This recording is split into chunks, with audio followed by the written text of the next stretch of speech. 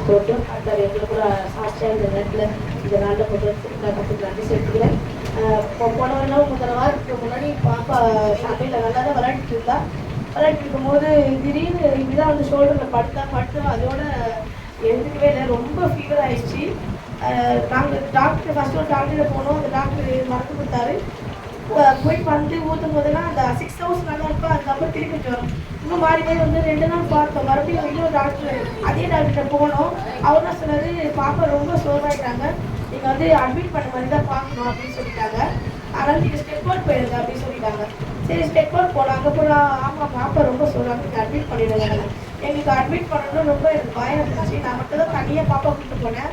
அப்போ கூட யாரும் வந்து எனக்கு ரொம்ப பயம் எடுத்து நான் அக்காவுக்குலாம் ஃபோன் பண்ணேன், எஸ்தரக்காவுக்கு ஃபோன் பண்ணேன், சாராவுக்கு ஃபோன் பண்ணேன். சாரா எனக்கு என்ன பண்ணுறதுன்னு தெரியல, எங்கே போகிறது, யார்கிட்ட காட்டுறது கூட தெரியல, அவ்வளோ பயமாக இருக்குது அப்படின்னு சொல்லி நான் அவங்களுக்கு ஃபோன் பண்ணி சொல்லிட்டேன்.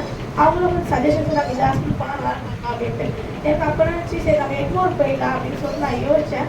ஆனால் எங்கள் வீட்டில் சொல்லிட்டு பாப்பா அட்மிட்லாம் பண்ண வேணாம், ரொம்ப கஷ்டப்படுத்திடுவாங்க அப்படின்னு சொல்லிட்டு ஈவினிங் ஒரு டாக்டர் இருக்காரு அம்பத்தூர் மூட்டியில், அவர்கிட்ட போகலான்னு சொல்லிட்டாங்க. அப்போ அந்த ஃப்ரைடே நாங்கள் கூட்டிகிட்டு போகிறோம். ஃப்ரைடே ஈவினிங் போட்டு போனால் அந்த டாக்டர் வந்து பாப்பா சோர்வாக இருந்தாலும் ப்ளட் டெஸ்ட் எடுப்பாங்க தான் என்ன பிரச்சனைனே தெரியுமா அப்படின்னு சொல்லிட்டாரு. மருந்துலாம் கேட்கல அப்படின்னு சொல்லிட்டாரு. அவர் டெஸ்ட்லாம் எடுத்து கொடுத்தாரு.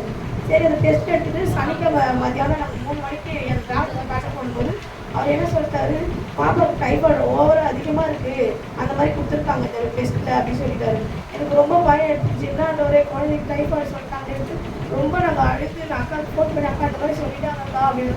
சரி நீங்கள் பயப்படாதீங்க, நீங்கள் உடனே எக்மோர் ஹாஸ்பிட்டல் போங்க அப்படின்னு சொன்னாங்க. எக்மோர் ஹாஸ்பிட்டல் போனோடனே அவங்க அட்மிட் அவங்க வந்து நாங்கள் அங்கே போகிறதுக்கு 7:30 மணி ஆயிடுச்சு. அங்கே போனீங்க அவங்க சொன்னாங்க 4 days மேலே வந்து அது நம்ம கன்ஃபார்ம் பண்ண முடியாது, அவங்க ஏன் அப்படி சொன்னாங்க தெரியல, நம்ம வந்து இங்கே அட்மிட் பண்ணுங்க பார்த்துக்கலாம் அப்படின்னு சொன்னாங்க.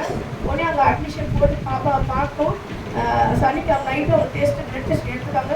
சண்டே ஞாயிற்றுக்கிழமை லீவுன்றதுனால அது ரிசல்ட் வந்து திங்கக்கிழமை தான் வந்தது. காலையில் அந்த டாக்டர் வந்து சொன்னாங்க எல்லாமே நெகட்டிவ் தான் அப்படின்னு சொன்னாங்க. அந்த நேரத்தில் நாங்கள் ரொம்ப சந்தோஷமானோம். ஆண்டவர் எங்கள் கூட இருக்கிறது நாங்கள் அந்த நேரத்தில் நாங்கள் உணர்ந்தோம். அவரோட அன்பு உண்மையாகவே பெருசு.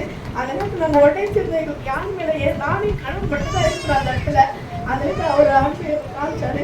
அதில் வந்து ஞாயிற்றுக்கிழமை நைட்டு வந்து பாப்பா வந்து ஓவர் அந்த ஃபீவரில் வந்து ஒரு மாதிரி பண்ண ஆரம்பிச்சாங்க. ஒரு சீரியல் அந்த மாதிரி பண்ணாங்க. அப்போ அது பார்க்கும்போது எனக்கு ரொம்ப பயந்துச்சு. நான் ஒரு பாப்பா எதுவும் பண்ணுறாங்களே, என்னையே தெரியாத மாதிரி ஒரு நடந்துச்சாங்க. அழகு எழுந்து என்னையே தேடுறாங்க. நான் தான் கூப்பிட்றேன் அவளை, பாப்பா அப்பா நான் தான் எங்கள் அம்மா இருக்கிறவங்க கூப்பிட்றேன். அவங்க வந்து என்னையே தெரியாத மாதிரி என்னை தள்ளி விட்டுட்டு போகிறாங்க. அந்த மாதிரி பார்க்கும்போது ரொம்ப கஷ்டமாயிடுச்சு. ஏன் இப்படி பண்ணுறாங்க எனக்கு வந்து தெரியல. அது வந்து ஃபீவர் அதிகமாக இருந்தனால தான் அந்த மாதிரி அவங்க பிஹேவ் பண்ணுறாங்க எங்களுக்கு தெரியல. பாப்பாவுக்கு ஏதோ நடந்துச்சோ அப்படின்ற மாதிரி நான் யோசிச்சு ரொம்ப பயந்து நானே கணவர் ஹாஸ்பிட்டல் வெளியிலே கொஞ்சம் அழுதுகிட்டே இருக்கோம். வாடிக்கு வெளியில் அழுதுகிட்டே இருக்கோம்.